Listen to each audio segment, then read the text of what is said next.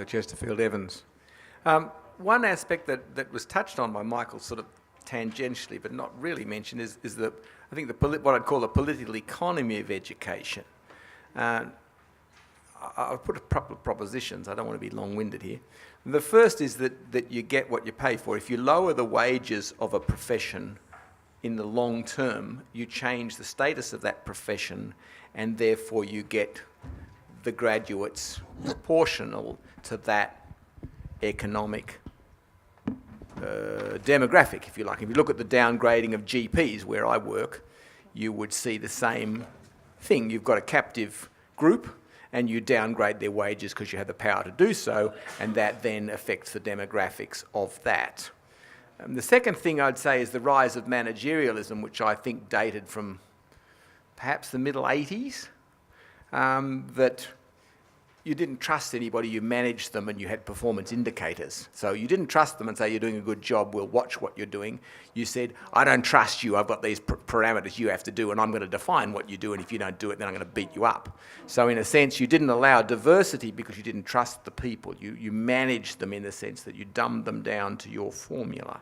And I think that's very important in destroying the diversity and perhaps destroying the incentive for teachers to be there. They can't say, I want to do it my way, and I, within a framework where I'm trusted, I can work within certain parameters. I mean, I can remember when I was a kid, they had, the inspector would come up the back every now and again and tick some boxes and say, you're going okay, presumably. So I wondered if you could comment on the economics and also this managerialism of not trusting the teacher, and if you did, would that work with the dumbed down teachers we're going to get? Well, certainly you're right. There's a deep political economy there, and we know from the PISA data that countries which pay their teachers better have higher performance on this by their students correlated with that.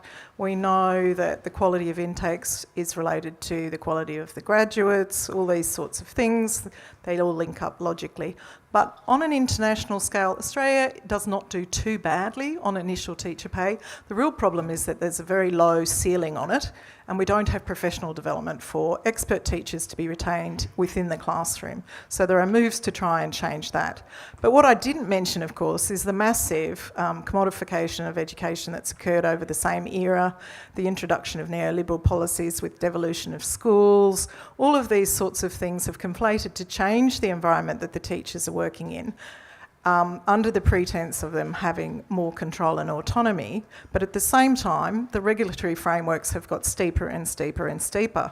So they are feeling quite like quite a repressed profession at the moment, and certainly we need to pay attention to them and develop some sort of social movement to change that.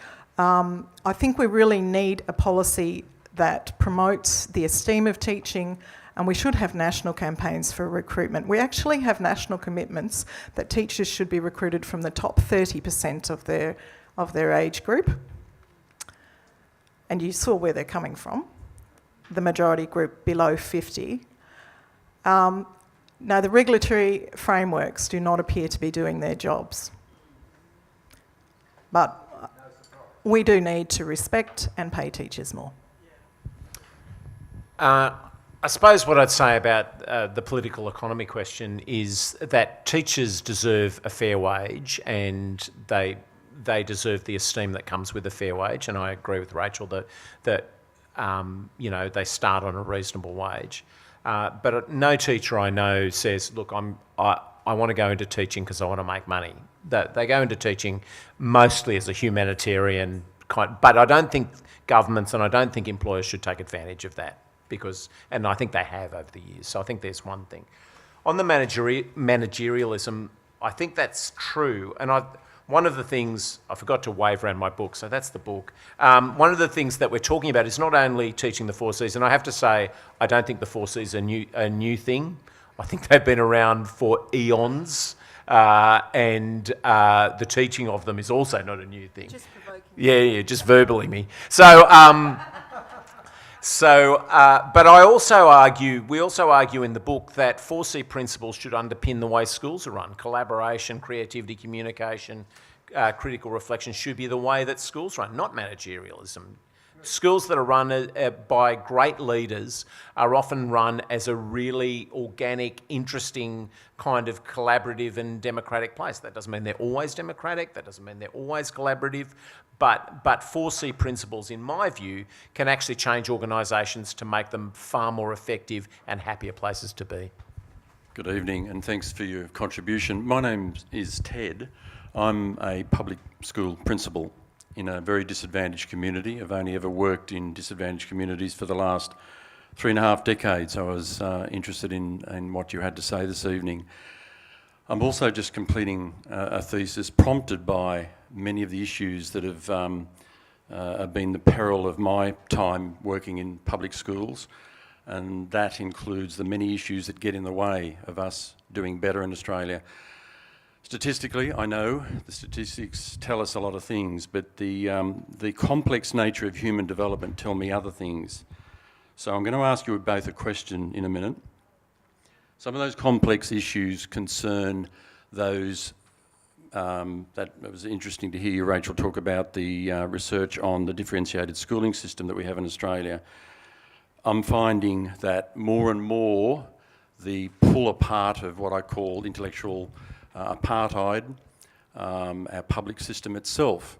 The stats from Gillian Considine, Sydney University, 950% increase in the number of specialist schools in our own public system between 1980 and 2010. We have 60% public schools, so 40% private schools, social segregation. Poverty for young people in Australia has increased 2 percentage points over the last 10 years to 770,000 kids. So I would ask you this question, when it all boils down, how do we encompass all that you spoke about, but what is the central purpose of education? So to each of you, what is the purpose of education? Well, the definition I like the most is by Stenhouse, who's an educational philosopher, and it's a conversation between the generations.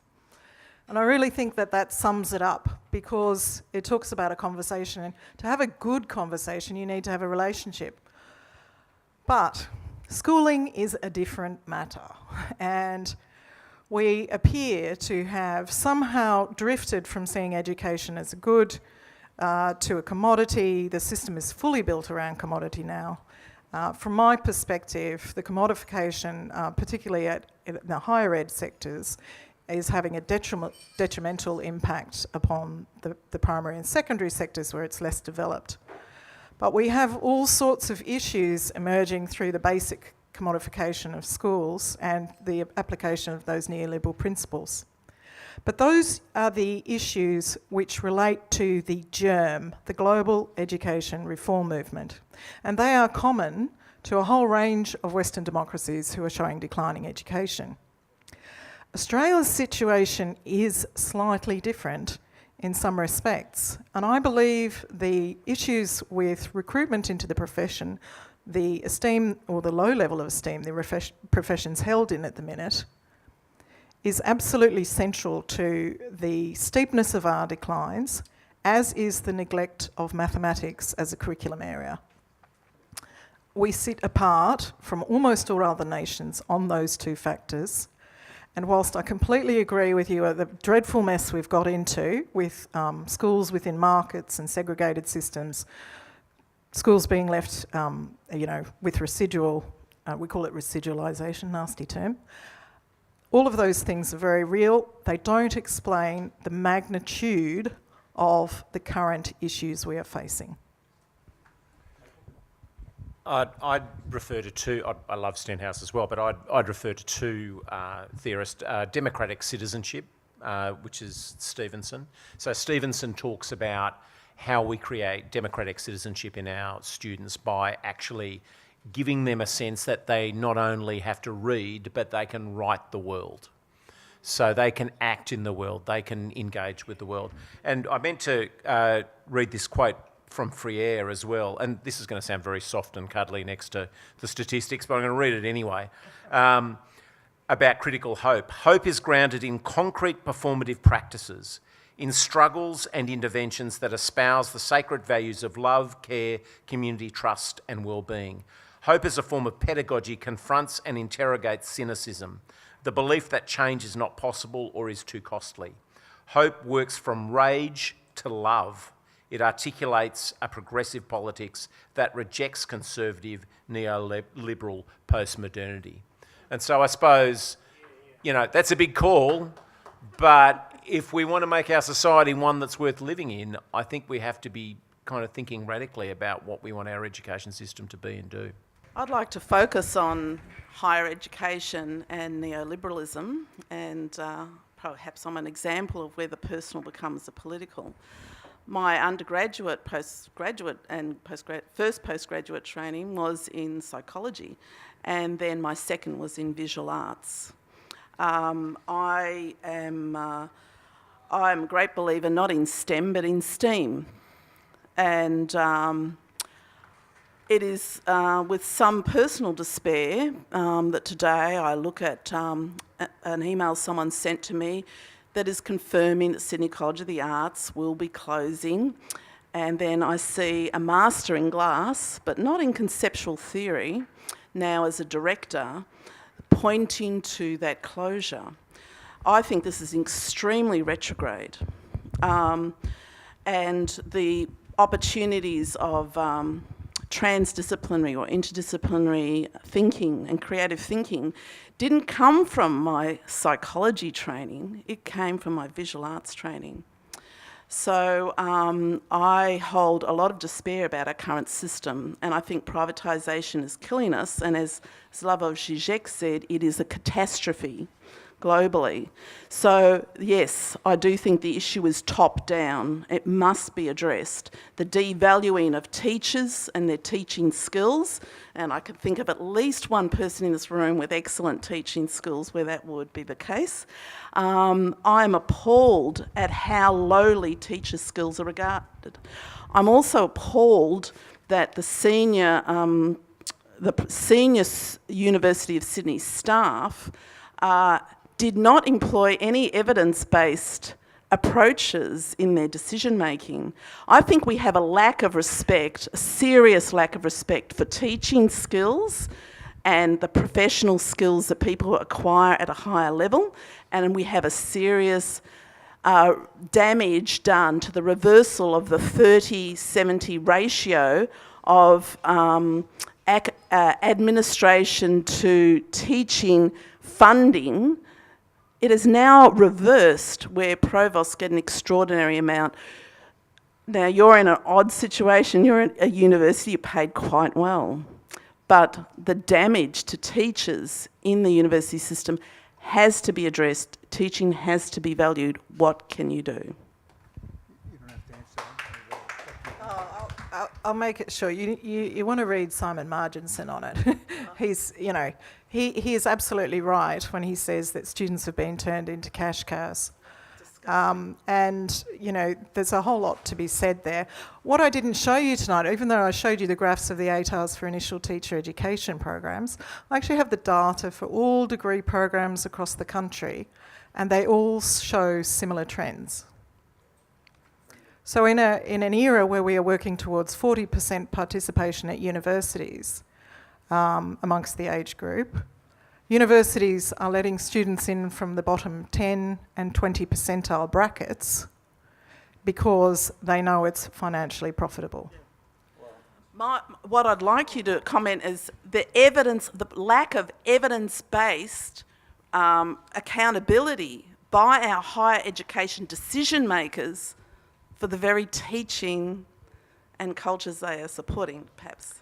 Well, it's very difficult, but I can say that there have been rather rapid changes to university governance systems, and some people are writing bravely on that as well. Yeah. But it's a difficult thing to do.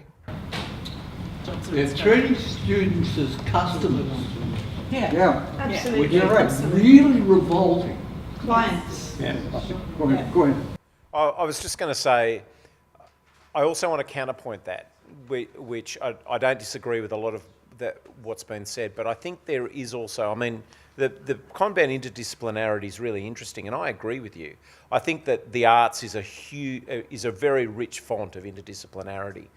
But what we are seeing in universities is actually, well, at our university at least, is a focus on interdisciplinarity that's come in the last 2 or 3 years. And I know that because I'm part of developing units of work and teaching in that area. So I don't think, while I think there are definite problems, I don't think it's all bad news. I think there is some really good news in that space, and there are definitely resources going into teaching. May not be enough, it may not be all we need, but I think that there is a bright story out there as well as the slightly less bright. Great opportunity to do that with Sydney College of the Arts that actually has that as a foundation of conceptual learning, and they lost the opportunity to move contemporary art into community for art, which is exactly where that campus is located. So that's a double disruption. It's appalling.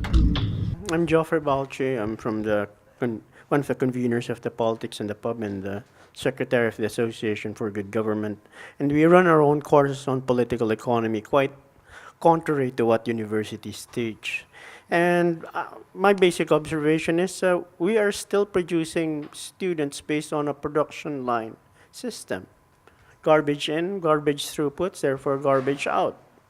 Now, if we were to redesign the school and educational system from a production line system, how would you imagine redesigning it?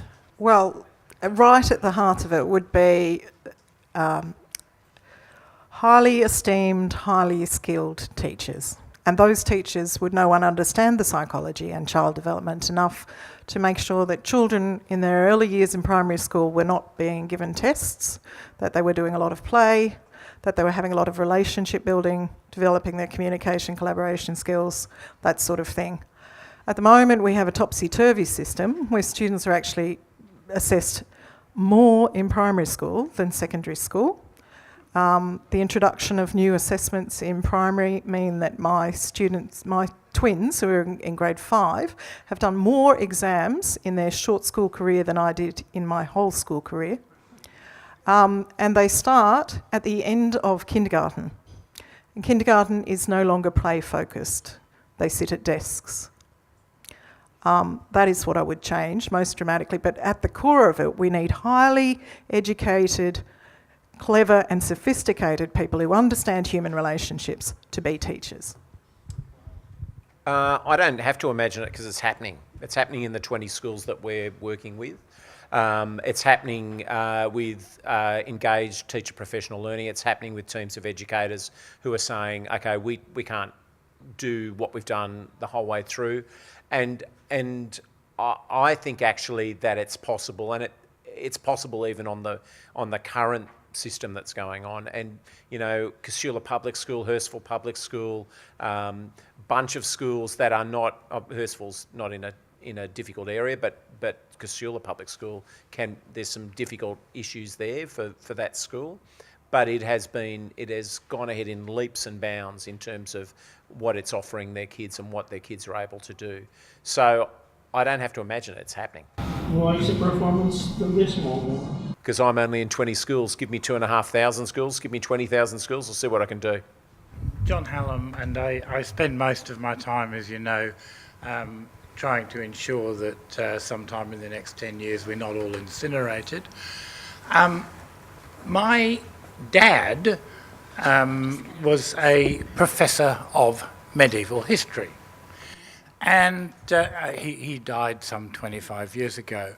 But sometime in the 1970s, and sort of burned into my brain because I was there, he got up in front of around 400 students who were doing the orientation, and he basically said, if you think this has anything whatsoever to do with getting you a better job, you may leave now. And ever since then, I have felt, and especially now, I have felt full marks to him. There were many, many things on which he and I violently disagreed. This wasn't one of them. I've got a couple of provocative suggestions which are sort of in line with that. One, every school should be a Faraday cage. It should not be possible to operate a mobile or other device whilst you are on the premise. It should be actually physically impossible. Your question, please. These both require some kind of response. Second provocative dot point, at least 25% of the curriculum should be devoted to subjects that are not only certifiably completely irrelevant to getting a job, but are also certifiably pre-10th century. You're right on the IT stuff. There's now quite a wealth of evidence that systems which are very IT heavy are actually performing poorly. And I could have brought another slide on that one. You would have been happy to see it. Yeah, as I mentioned, I agree with Rachel, and I actually don't think schooling and university is necessarily a training ground for a job. I think it's about how we create citizens. I mean, I don't think how preparing for a job is also irrelevant, because that's how we spend much of our life. And so being an effective and agentic worker, I think, is important, that understands their rights, can stand up for themselves, is also critical. So I'd argue that. On the 10th century stuff, I've been teaching Beowulf and Chaucer all my career, so I don't intend to stop. And Oedipus, I don't intend to stop now. So, yeah. So I'll keep teaching irrelevant 10th century gear. I'm Helen from Socialist Alliance. I'm a high school teacher. I've been working in Western Sydney schools for several decades. And what I've noticed is that behavioural problems are really an issue that should be addressed straight away. We desperately need specialist teachers to address behavioural problems and learning difficulties, like, for instance, dyslexia. 2 of my own 6 children have dyslexia, are dyslexic. I agree that there's a desperate need for funding for underprivileged kids in order to give them the self-esteem, ability to concentrate, and enthusiasm for lifelong learning. The federal government allocates over 60% of its funding to elite private schools. At the same time, it says that that funding is not crucial. Can you address that issue? How do we persuade federal governments to invest in underprivileged kids and specialist teaching? So I have been dabbling in the My School data on school funding. Look, as far as the relationship between school funding and learning outcomes and global outcomes for children, there is a very clear relationship. But it's different for developing countries and lower performing systems to upper performing systems. So systems which perform above average, and Australia is still well up there, there's a very flat relationship between funding. You can keep on pouring the dollars in. In fact, lots of people put the funding, the increase in funding, on the graph next to the PISA declines. And they're all going the opposite way. We have been throwing money into schools. It is true some of it has been misdirected, but I'm quite confident that the revised Gonski model will eventually get sorted out. I would like to see some of the original Gonski recommendations, including the setting up of an independent authority to oversee that sort of arrangement. We would all like to see that done. I would also like to see that independent authority look after the funding for initial teacher education, so that we're able to make sure that things are performing well there. However, when you look at funding in Australian schools broadly, we don't do too badly. We're not sticking out like an unusual system in the way that we are in other areas. And I'm a little bit optimistic about what will come from the new resource allocation model in New South Wales and the Gonski principles nationally. I haven't got much to add to that, except to say that, yeah, Gonski 1 had some fantastic features, and I hope that some of those get repatriated. So, yeah. Yeah, hi, thank you for your informative talk. Today is a Sydney Morning Herald. Some of Sydney's 23 wealthiest elite private schools have received more than $62 million in taxpayer dollars to supplement their combined income of $950 million from private sources of income. According to the Australian Education Union President, Karina Haythorpe, unfair funding and the disparity between the public and the private sector is fueling the equivalent of an arms race. My question is, you quoted John Dewey saying that education is the foundation for a proper functioning democracy and the creation of citizens that can participate. If we had this growing inequality between the public and the private, what sort of a society can we expect? What sort of a democracy can we expect? Excellent question. Okay. I don't have a big answer there, but I'll tell you what I think as I listen to people describe the new order of work for young people and the way the jobs are going to change, and you're going to be having, 7 careers over your lifetime, and you'll have 5 jobs before you get one in the area that you're qualified. These sorts of stats are deeply depressing, and I often hear people rattle them off to rooms full of teachers and principals and say, we've got to adjust our education system so we're preparing the young folk for this world. And my response to that is we've got to prepare the young students so that they just push back. We need political action to push back on it, and we need voice. Unfortunately, we are really suffering at the moment with the diminishment of independent news media. That sort of stuff's going on, but we really need to take some action there. And we need to get that going back into schools. We need these, again, highly educated professional teachers who are able to be social activists. I mean, I suppose what I want to say about that is that I want it to be as easy for a teacher to teach where some of you guys are teaching in Western Sydney as it is in Sydney's eastern suburbs. And I want the funding that goes to those kids to be the same. And I think Gonski one was getting there. I think it wasn't quite there, but I think it was getting there. I think if we can find a way to even that playing field and engage with that a bit more deeply, I think it refers to my earlier answer really, that we can build democratic citizens in the way that Rachel's suggesting, who can stand up and be agentic. Can I just say, the evidence is really on our side there. When we look at the best performing systems internationally, they all have rather homogenous schools. They don't have elite systems and stratified systems. They don't like selective academic systems. They have homogenised schools, and there's a wonderful report by the OECD which shows this in more than ample evidence. You cannot have a high quality education system that isn't also high equity. And when this country makes that realisation, we will make the reforms. Is a good example of that, by the way. Hiya. I am looking into going into secondary school teaching, so this has been particularly interesting. And I was wondering 2 quick questions. One, what you both think about the idea of combining various academic disciplines together, such as history, geography, kind of a more holistic approach.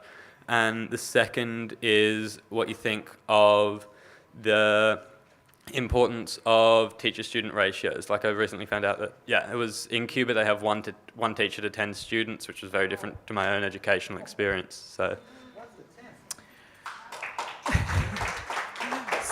the teacher-to-student ratio thing is always a bit of an issue for educational researchers, and basically it makes very little difference. Some of the most rapidly improving countries, Vietnam's in the quadrant, they're not actually on that last graph I had, but they are there in the last 2015 assessment. They are highly improving and above average now with class sizes of 60. Because we now know what the key levers or the key effects in education are.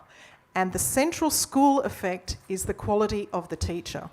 Things like class size are really secondary to that. So with my kids, I would be really happy for them to be in a class of 35 with a high quality teacher as opposed to a class of 20 with a low quality teacher. I know that really makes a difference, but it is certainly one of the challenges when you're starting as a teacher. And we also know that a thing called micro-teaching, so breaking into small groups, and collaborative teaching has really great effect sizes. So, do we need to be spending money such that we have really small classes in Australian education? I would say not. We have, in fact, a $500 million annual policy to keep them low in New South Wales, which is not good value for money. Do we need more collaborative teaching? Yes. Do we need more micro groups and the sorts of teaching that goes along with the 4 Cs? Absolutely. Yeah, I'd agree with what Rachel's saying there. It's a fit for purpose thing. Like, you don't use a hammer to loosen a nut, and so there's some instances where having 100 kids in a room actually is fantastic, and there's other times when having 3 in a room is fantastic. So it's actually understanding what the need of what the learning needs are, and then responding to those learning needs with kind of a flexible approach. I think you must have this at all times in all cases is a terrible idea. And we do this all the time. We have smaller classes for practical tasks in senior high school and larger classes for non-practical kind of subjects. And that's been the way for decades. On holistic teaching, interdisciplinary teaching, I don't think it's an either or. I think it needs to be both. We need to do discipline work. We need deep understanding of disciplines. And then that will fire really exciting, really interesting interdisciplinary learning. And I actually think that that's what we should be starting in Year 9 and Year 10. Get deep disciplinarity, and it'll give you really exciting connections between the disciplines. That would be my take on that. One more. Hi there. I'll be quick. Yeah. Given the sentiments tonight around wanting to create students and children into participants in society and stuff like that, I was just wondering, given the nature of the fact that you want to kind of change the system from the bottom up approach, top down, bottom up. Well, I think as in like you want to dismantle the structures. Exactly. You want to, yeah. What kind of currency do you think the idea of actually dismantling the traditional school structure has, as in like removing the idea of having kids in classrooms and having kids in schools and having kids in year groups? Like, is there any currency to that idea? There's lots of currency to it. People are talking about it a lot, but there's very little evidence now. And, I'm a researcher. I like to see a lot of evidence to be secure about things, particularly when you're in a high-risk position like we are now with the declines. I think we'd be better go for conservative, heavily evidence-based approaches. As I say, focusing on the profession and strengthening that, and also providing social support for families and communities. We know that will make a big difference. But I don't think now is the time for radical rethink in terms of having vertical class structures and things like that, because the evidence is not in to tell us that it would be a positive way to go. Unsurprisingly, I'm going to disagree radically with Rachel and say before penicillin was a thing, there was no evidence for that either. So my argument is we've actually got to give these things a go with large-scale trials done effectively, and then we can say whether it works or not. I just think that our society and our community is changing such that we really do need to be trying big strides to change what we're up to. Hey, I'd just like to ask you guys some questions about selective high schools. So I first came to Australia when I was in 1995, and I sat for the exams in 98. So so before that, I didn't speak any English at all. What my parents did was push me hard to send me to weekend tuitions and all that, and just to go to sit for the test, and I didn't get in, and they gave me hell for it. So I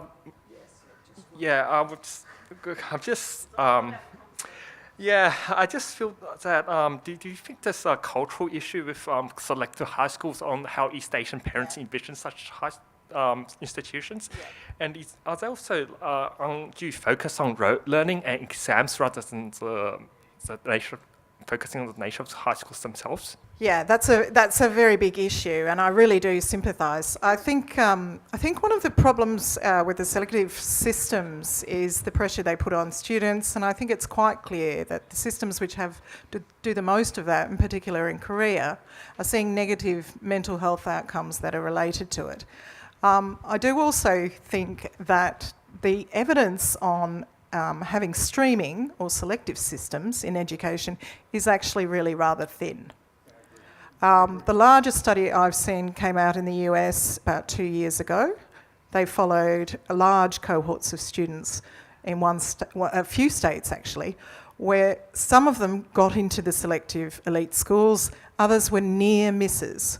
Now, on their external assessments at the end of high school and university, there was no difference between those who were near misses and went to the regular generalist schools and those who went to the selective. So I'm not convinced. I do see some shifts, obviously. I think you'd obviously like to meet Christina Ho, who writes beautifully on this. She's the Chinese tiger mum who won't send her child to a selective school because she's an educational researcher. And I'm one as well. I'm a conscientious objector. I refused for my children to be involved in what was called a gifted and talented program that started at the end of kindergarten and took 20% of the year group. It doesn't meet the definitions and it was selling the wrong message. There are some paradoxical issues in education. One of them is that at the same time we know from psychology how learning occurs, that you need a growth mindset, that learning occurs through effort and application. A lot of our systems are actually set up around fixed mindsets, these notions of giftedness and innate ability. And the researcher Carol Dweck has shown very clearly what sort of negative outcomes are associated with fixed mindsets. Unfortunately, we now have the situation where they're selling that wonderful mindset programs in schools which have selective streams, which are prepping kids to go and do exams for high pressure systems. It's contradictory, it's confusing them. Just quickly, we never had that problem in our family because no one was that gifted and talented. But I know. But what I'd say about selective high schools are they are farms for mental health problems. I actually know of several selective high schools that have absolutely huge mental health issues with their kids, and I think when that's happening, we've got to ask the question, what's going wrong here? So that would be my take on that. I only just want to make one comment. I have been a registered nurse for 50 years and we have exactly the same problems. People that don't get high marks, they push them into nursing, and then when they come out, they just drop out, and the government can't work out how they're not getting the quotas right. We have exactly the same problems as the teachers. That's all I have to say. Well, can I just answer that? So I'm so glad to have an Irish question at the end, hey? I think the Four Corners program put a lovely light on that, and it was very clear to see the issues there. They are occurring across all sorts of areas in university study. We don't have quotas anymore. The quota system for university tertiary study was removed in 2011. That is one of the reasons why we are seeing the trends identified. And they're just dropping out. And only medicine operates on a quota by the AMA. They can't get it right because they're just dropping out like flies, right? No, well, the thing is, the universities took advantage of a liberalised system where they could use students as cash cows and recruit a very large number of them, and that's really just what's been happening. Final word. I mean, Rachel's really said all there is to say on that, really. But I think my final word on all of our discussions is that we do actually have amazing resources, notwithstanding the issues about teacher entry in our schools. I know that because I see it on a daily basis when I work with teachers and students. And I don't think it's beyond our wit to do something amazing with education in this country. I just think we need the political will and the ability to kind of have some sort of consensus around that. So that would be my final. Well, ladies and gentlemen, this was my topic. I don't think I've been going to these things for I don't know how long, but I've never sat through something like this before. This is just revolutionary. Please put your hands together and thank our speakers. All right. Next week, the topic will be, you'll love this one, freedom through gun control. You like that? Freedom through gun control or via unlimited firearms. You love that one? I'm sure you'll all be here. Take care.